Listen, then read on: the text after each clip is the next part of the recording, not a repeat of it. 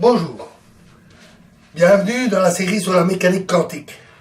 Alors, nous allons reprendre cette série en commençant par une petite vidéo, par une petite chose, de façon un peu à nous remettre dans le bain, puisque j'avais fait une longue interruption. Et nous allons voir les systèmes à n états, n quelconque. C'est une généralisation des systèmes à 2 états que nous avions vus. Alors, je ne donnerai pas tous les calculs, bien entendu, comme d'habitude. Je ne donnerai pas les développements mathématiques, mais si vous reprenez tout ce que vous avez déjà vu dans les autres vidéos, je suis certain que vous pourrez mener ces calculs qui ne sont pas si compliqués. Alors, supposons que nous ayons n états de base, qu'on peut noter i, avec i qui va de 1 jusqu'à n. Donc un système avec n états de base, n étant un nombre quelconque, 2 états, 3 états, 10 états, quelconque. On peut décomposer, comme nous le savons, tout état, on peut noter psi, on va noter de t parce qu'il peut dépendre du temps, psi de t comme une somme sur tous les i,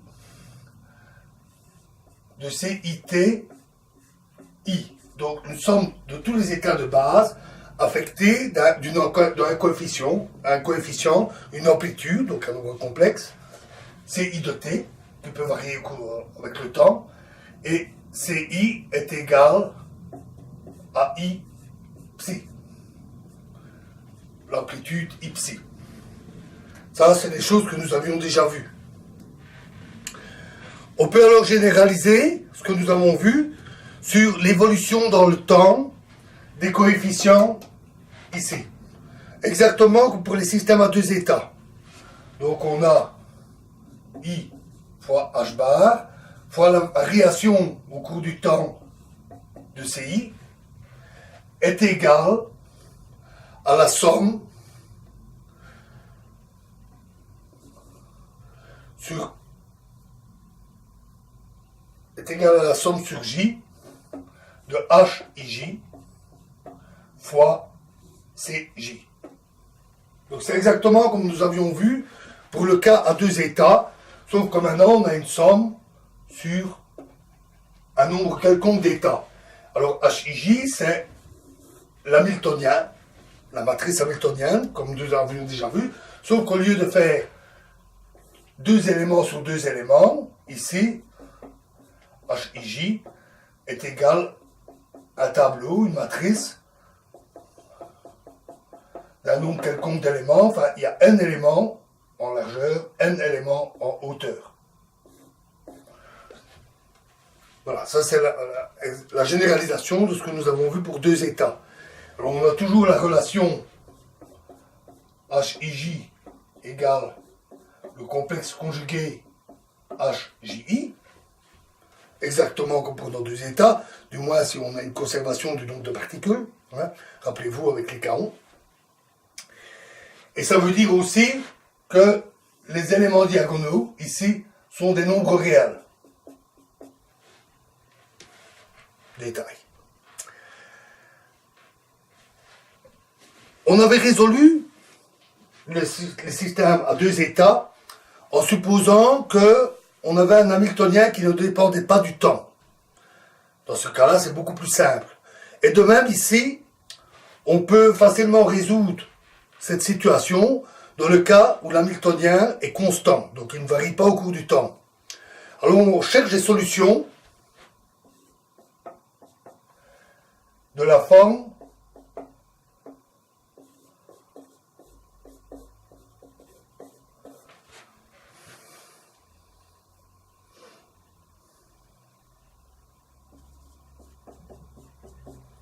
donc sous forme d'une onde sinusoïdale, rappelez-vous, hein, en fait d'amplitude constante et de phase variable, de fréquence telle que E égale H nu, donc une solution d'énergie E donnée, une solution stationnaire, et avec un coefficient constant AI. Si on remplace cette solution de l'équation ici, alors on trouve une équation linéaire, des équations linéaires comme vous avez peut-être déjà vu certainement à l'école, de la forme E fois AI égale somme sur J des AJ HIJ. Donc ici on a une équation, une formule linéaire avec tous des termes constants qui ne varient pas dans le temps, et on peut résoudre ce système-là comme n'importe quel système d'équations linéaires. Alors, ça c'est ce qu'on appelle un système homogène. Donc si vous l'avez vu, vous vous rappelez peut-être que il n'a de solution que si le déterminant des coefficients est égal à 0. Peu importe ici, ce qui est important, c'est que ce système n'a de solution que pour certaines valeurs de E. Donc pour certaines valeurs de E seulement, le système a des solutions qu'on peut noter E1, E2, etc. jusqu'à En.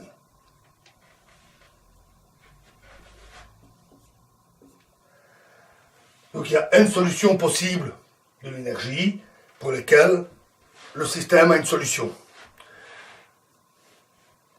Pour une valeur donnée, En,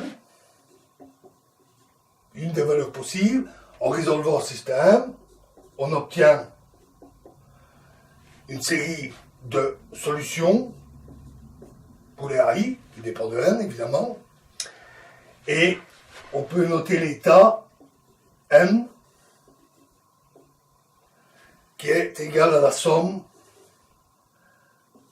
des AI de N fois l'état de base I. Et donc c'est un nouvel état que nous appelons comme ça, et dans ce cas, psi, c'est simplement l'état N fois l'exponentielle, excusez-moi ce que je l'ai noté, ici, l'exponentielle, l'état N fois l'exponentielle ET.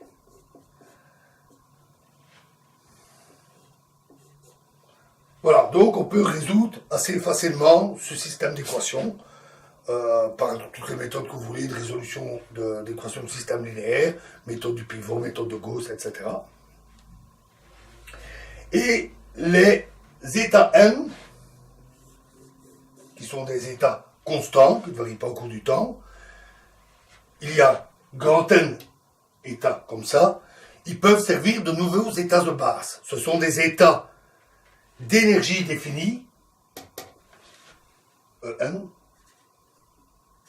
Ce sont des états d'énergie définie, comme nous avions obtenu deux états d'énergie définie dans le cas des systèmes à deux états. Ici, on obtient un état d'énergie définie. Alors, notons que dans la suite des valeurs de E, certaines d'énergie, certaines valeurs peuvent être égales. Bon, c'est juste une petite complication. On peut démontrer, je vous laisse faire le calcul, que si En est différent de Em, alors Nm égale 0. Ce qui est bien ce qu'on attend d'état de base, ici l'état de base d'énergie définie. Si En est égal à Em, ceci n'est pas nécessairement vrai, mais alors on modifie facilement les états N et M pour avoir des états qui obéissent, qui sont orthogonaux, et qui obéissent à cette règle-là pour des états de base. Donc on construit facilement une base d'état d'énergie définie. Voilà, bon, c'était une petite mise en bouche, un peu abstraite. Alors, dans la prochaine vidéo, nous allons commencer à nous attaquer à l'équation de Schrödinger. Alors nous allons la déduire, comme le fait Feynman dans son cours, en partant d'une situation plus physique, où nous pourrons utiliser les choses que nous avons vues. Nous allons voir l'état d'un électron dans un réseau cristallin. Et à partir de là, nous pourrons généraliser et nous verrons que nous aboutissons à l'équation de Schrödinger. Je vous remercie.